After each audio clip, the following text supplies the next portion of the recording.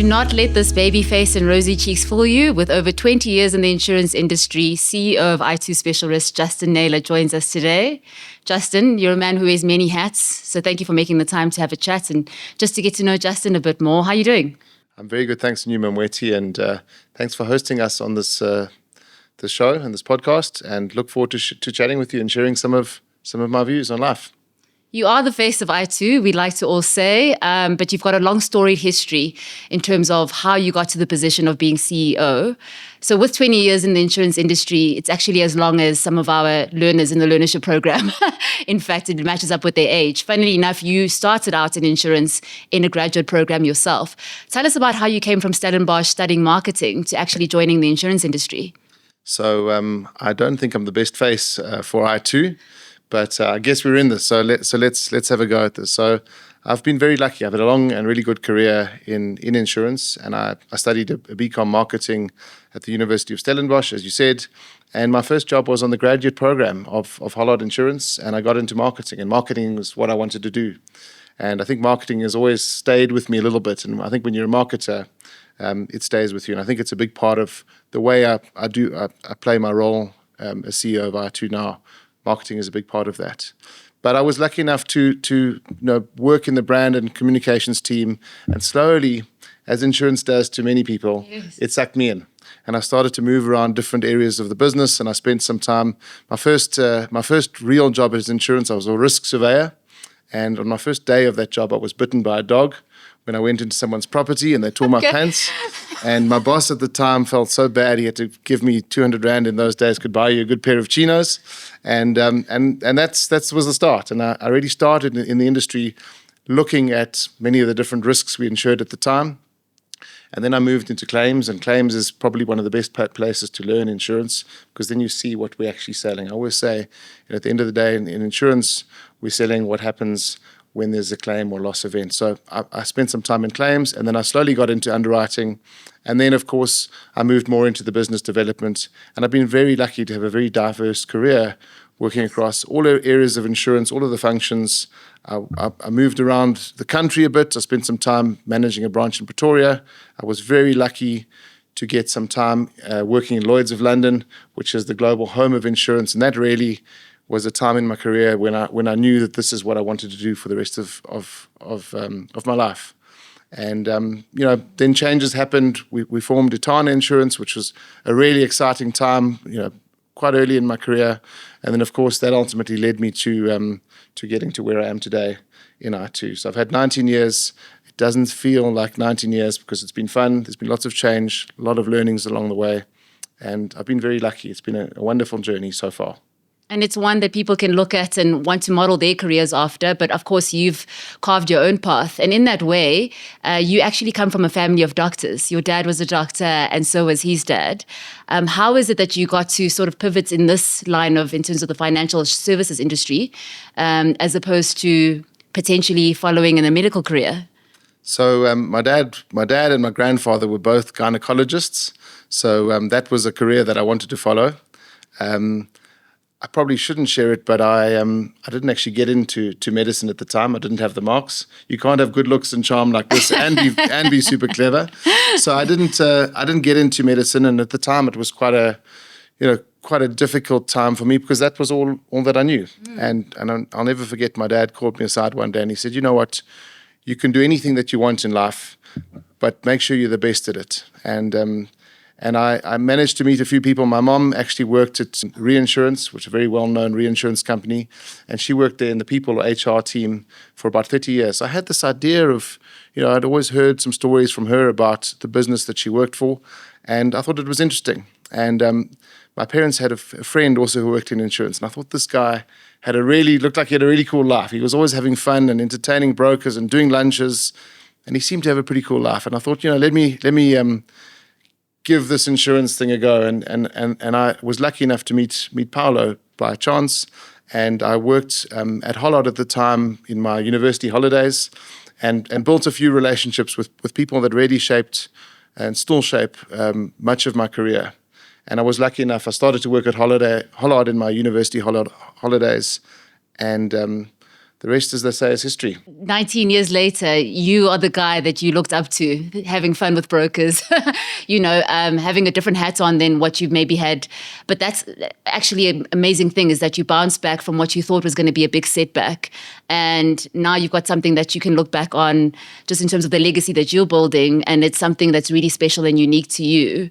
How would you say that this journey that you've had, I mean, for being a CEO, you're quite young, and the trajectory that you've been on has been somewhat accelerated. What do you think in terms of how you took on this challenge and all of the different areas that you've been on insurance?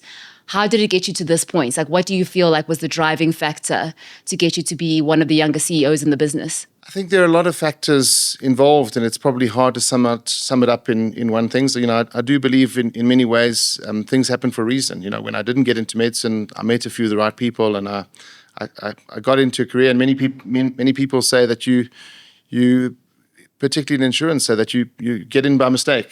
And so I think there's certainly a little bit of luck and fate involved that I got into insurance, and I worked with a few incredible people and mentors in my early career in insurance. And I think that's probably the biggest thing. And it's one thing that I really try hard in my career is to make sure that I'm mentoring and supporting and backing young people in this industry, because I was lucky enough to be surrounded, but not just one, but a few really good people.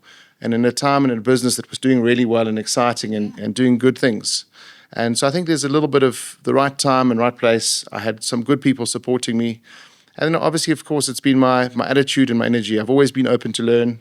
I've really built a passion for insurance. And I think you have to love what you do. And I think if you love what you do, you'll never work a day in your life. And that's really how I feel. So I've loved what I do. And I still, to this day, I often think that I've got the best job in the world. And that's genuine and it's real.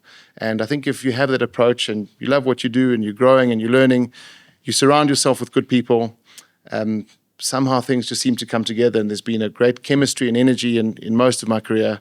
And it probably comes down to being around a winning team with the right people. One of the key things that we think about when we think about Justin is people and relationships. That's something that really is your North Star. It's something that you constantly put effort into. You're a busy guy, but you make time for the people that need your time. Where did that come from? Are you a natural extrovert, do you think, or is it something that you had to pick up over time? You mentioned sort of business development and sales as part of your journey as well. Why do you think that's been such an important part of your foundation, and also how that contributes into iTOO's ethos as well? People often ask me if I'm an extrovert or an introvert, and I think I'm both in a way. I certainly love quiet time at home on my own or with my family, but I do thrive and love connecting with people and building relationships with people. So I think that's the big part of who you are. I connect with people, I build relationships, and I love it when you connect with people and there's something in common and something you can do together, something you can build together. So I really thrive on building relationships, and this career in insurance has been great for me because I've actually ended up with many friends in the industry. Many of our brokers, many of our colleagues, over 19 years, they've become really good friends. So it's a big part of, I think, who I am and my role.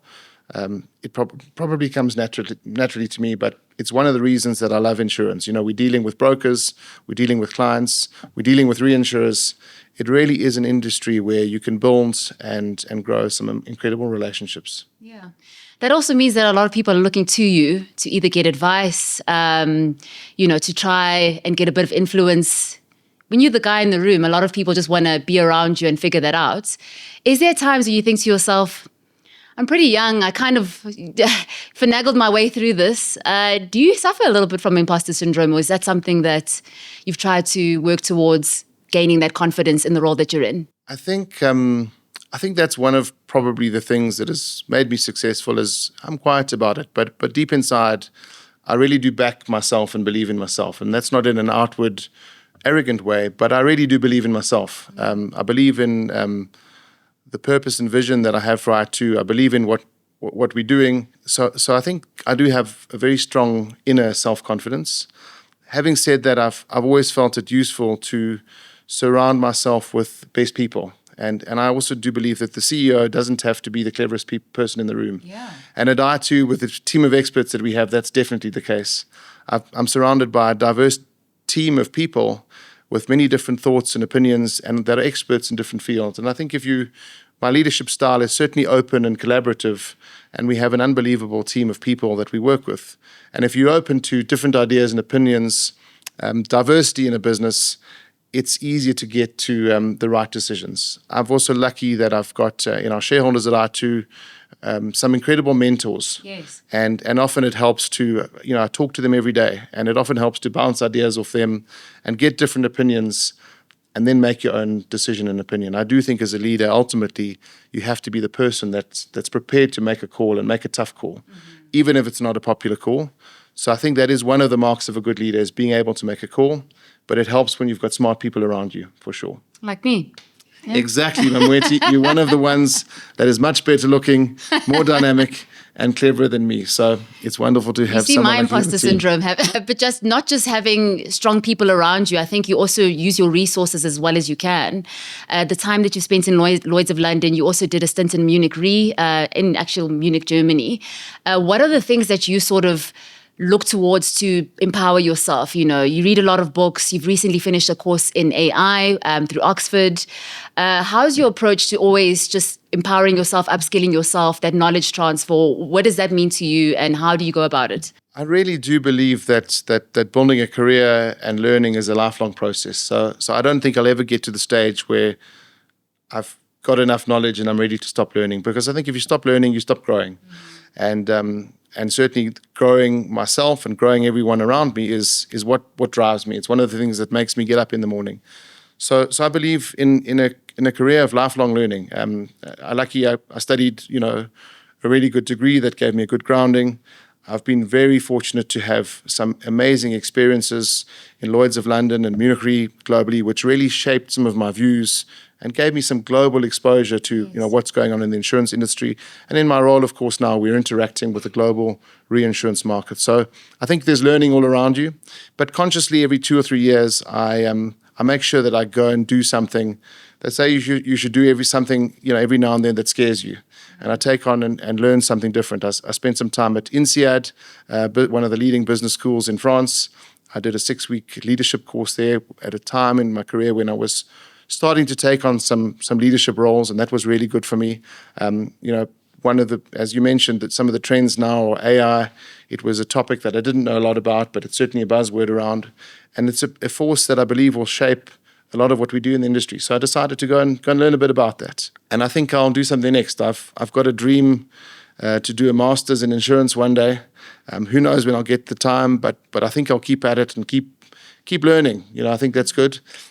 I also do really believe that you learn from the people around you. And as I've said a few times in this chat, if you have smart people around you and you're open to their opinions and you listen, I can honestly say that I learn every day at work, just from the people that I chat to and interact with, our brokers, our reinsurers, and I'm really open-minded to learning and listening to other people. And I think one of the other keys to being a good leader is really listening, and not listening with a predisposed opinion of what you think, but listening to really try and understand a different perspective. So that's a big part of my learning. I read a lot as well.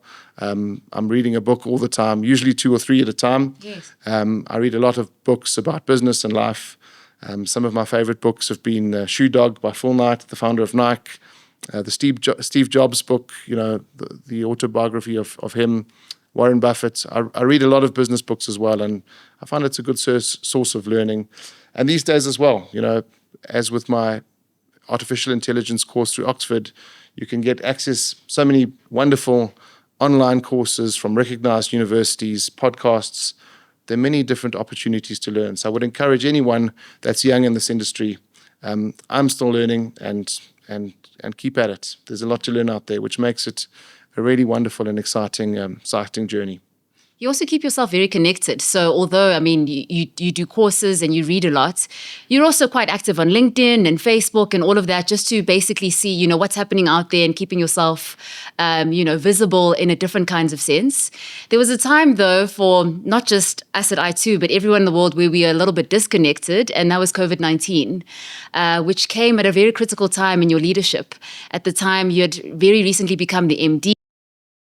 A lot of weight was on your shoulders, and we came to a grinding halt in terms of what was next, in terms of the company, how we were going to respond to that, and what was happening in the world, something unprecedented for our generation. How did you manage being in that role at that time, what did you have to sort of put yourself in terms of a mindset to be able to lead in the correct fashion at such a critical time? So that was definitely a very interesting part of my career, and I could certainly say that it was a defining moment in building the brand and culture of iTOO. The first ever iTOO talks we did was a topic that I'd never been on Microsoft Teams. I'd never been on Zoom. I didn't even know what it was. Yes. And we decided to do our first ever webinar for some of our brokers. And the topic at the time was a famous quote by Winston Churchill, which was, "Never let a good crisis go to waste." Mm-hmm. And really what he was trying to say there is a crisis is an opportunity to stand out and make a difference and make an impact. And that was the approach that I took, and that was the approach that the team took. Is this was a crisis, let's not let it go to waste. And the team at iTOO really pulled together in an uncertain time. There was obviously lots of uncertainty, but we took it as an opportunity. We set up weekly webinars, and that was the birth of iTuesday, which is still going today. We connected with our brokers. We had photographic competitions. We had social media posts. We had dress-up days from home. Yeah. If you remember, we had expert on top and party at the bottom, where we were dressing up in a work shirt but wearing our underwear or swimming shorts or slippers underneath. And we encouraged our staff and our team and the broking community and all of our clients to get involved. And it was an amazing time. And I think we latched onto a few ideas, and they caught on. And that was the time of social media was really getting going. It was the start of this, connected world online. And it was a great time. And we took that approach. Here's a good crisis. Let's not let it go to waste. And I think there was a time where we really did well as a business. I think the other thing that we did really well as a business is we really put our people first. Yes. One of the values that we have as iTOO is that we're caring catalysts. And that was a time where we knew many people were going through challenges. Family members were losing jobs. Some people's family members were sick or passing away. It was a tough time. Mm-hmm. And we really did everything that we could to put our people first. And that for me was another real leadership lesson. If you put your people first, amazing things happen in business. So COVID was a challenging time for many people, but it was actually a great time for iTOO. No, absolutely. During that time, you actually lost your main mentor, being your dad, and to navigate the challenges that you had as a leader, to also have that personal aspect as well. But I feel that your family and you, how you were brought up, how close you are to your family has made a big part of how you are as a leader. That being said, we always think about Justin being a loyal person, somebody who shows up for people, which is been directly transposed into how you deal with the business. I mean, you've been married since you were quite young. Is Trudy your university sweetheart? She was my matric high school sweetheart. And, I'd like to give a lot of credit to Trudy, my wife, and my family. I think having a close family and a solid base and solid roots is a big part of my success, because I couldn't do what I do without the support of my wife and my family. So I think I'm lucky. I do see myself as genuinely lucky in what I have at home, and it helps. Not everyone has that, but it really does help that when I've got a stressful day at the office or a challenging time, I've got this big constant in my life in my wife and family. So that certainly is a big part of my success is the roots and the family that I have. We definitely see that. And that takes us to the legacy that you're building. I think sometimes the word legacy has a bit of a weight to it, because you think, am I that old? I have to talk about my legacy, but it's something that you're always paving a journey towards. What would you like your legacy to be, and how do you reflect on how far you've come? So, I think I'm certainly very proud of the business that we're building as iTOO, but more than the actual business, I'm proud of the people and the team and the culture and the values that we're building our business on. So that for me is certainly something important. And I would love for iTOO and the people and the culture and the values to be remembered for many years to come. So that's probably, on a business level, the legacy I'd like to build is iTOO. And I'd love to leave, iTOO as an incredible brand and culture and team of people. But I think, more than that, for me, my legacy is fairly simple. I want to, know that I've made a difference. And that's really important. iTOO's purpose is to conquer risk and unleash potential. And I genuinely believe and get excited about our purpose. I really do think that there's so many new and uncertain and emerging risks in the world. And if we can conquer risk and be out there and conquer risks, certainly in a country like South Africa, we can make a real difference. And the thing that excites me most is unleashing potential. Because I believe that if we can support our customers and business owners in conquering the risk, we let them free to unleash their potential. And that, for me, makes me really proud. And probably the legacy that I want to leave behind most is unleashing the potential of the people that work with us at iTOO and the people that work with us as brokers or reinsurers. And I think that if I could leave a legacy of unleashing the potential of the people that work with and around me, that would be the legacy that I'd really want to leave. Beautiful. Insurance, as we always say, something that people stumble into, but I feel that that's becoming less and less prevalent. I feel that people are starting to make this a very intentional journey, studying insurance, studying risk management, getting exposure from different facets. What would you say to a 16-year-old Justin? You've got 3 kids yourself. What is the message that you'd put out there to young people looking to come into this career field? I'm a big fan of insurance and the insurance industry, and I would say to my own children or anyone that asks me advice, I'd say give insurance a go. It's been an incredible journey. It is an industry when you can genuinely make a difference in the world, as I've said. It's an industry that's very diverse. It's an industry where you can be an actuary, you can be a lawyer, you can underwrite cyber, kidnap and ransom, financial lines, fine art or renewable energy, drones, aviation. It gives you incredible opportunities to get exposure to so many different things. And it's a business that's built around people, relationships, and ultimately around trust. So I think it's an incredible career. Obviously to my own children, I think as a parent, I would encourage my children to make their own paths. And they must be the people that they want to be in life. And it may not be insurance.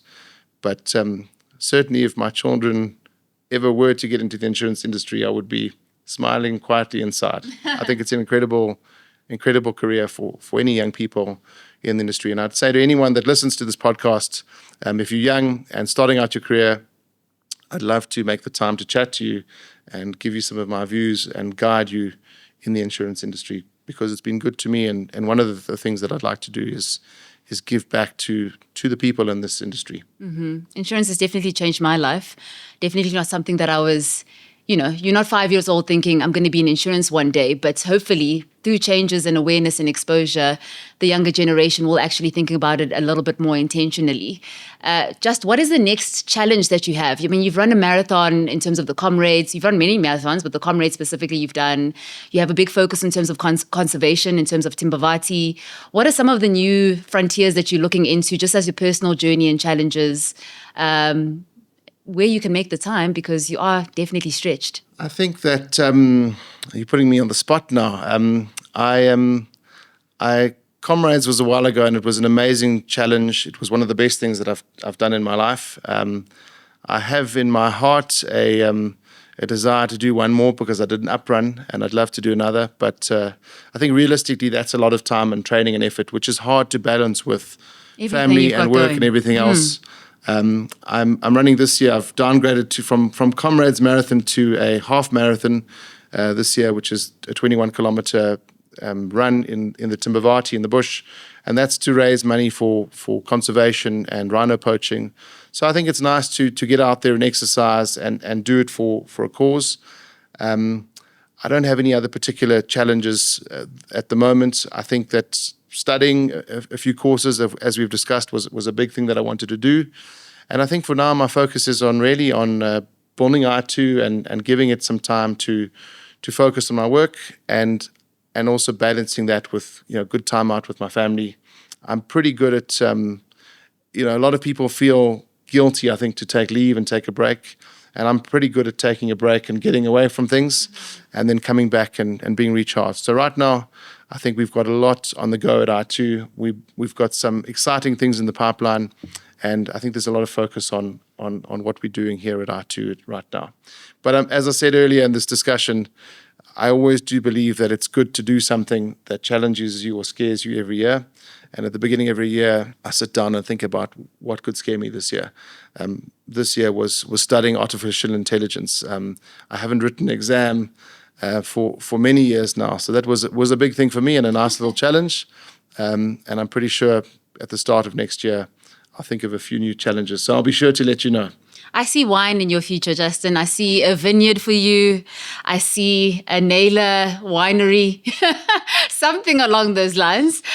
Because something that you mentioned that's super important is balance. And I think that's what we do at iTOO very well. Work hard, play hard. So for every comrades or marathon that you're training for, there's also a little bit of iTOO gin on the side. But that's our way of doing things. And I think it works well for us. So thank you for being a good representation of that. Good, thank you. And yes, we have an iTOO, the Underwriter Gin, which was founded with the history of Lloyd's of London, was really the start of insurance about 400 years ago. And so we've made a London dry gin, and that's in recognition of the history of insurance and the history of underwriting. And that's been something that's been quite a special little project for us at iTOO, and a little bit of a way to share some fun and good times with our brokers. I think wine is a good idea, so let's look into that, and maybe there'll be an iTOO or Justin Naylor wine out there soon. It is certainly something that I'd love to do for a bit of fun, and as well, outside of work, I do believe it's important to have other interests and passions, and those may be family, things around exercise and health, and getting some time out to do the things that you love is an important part of showing up as a whole and strong human at work, is having a balanced life. I think you've got it down. It seems as if you've taken every challenge with both hands. As you love to say, you give it horns every single time. You don't just look like Bobby Skenstad, you're also a champion in life as well. So Justin, thank you so much for being the leader that you are, the friend that you are to so many. You're somebody that all of us look up to, and we're so excited to see what's next. We appreciate the time that you've taken. Thank you very much. It's a great privilege to be doing what I'm doing, and I'm very lucky to love what I do. So thank you very much, and let's hope that the next couple of years are as exciting as the journey that we've been on at iTOO so far. Cheers to that. Cheers.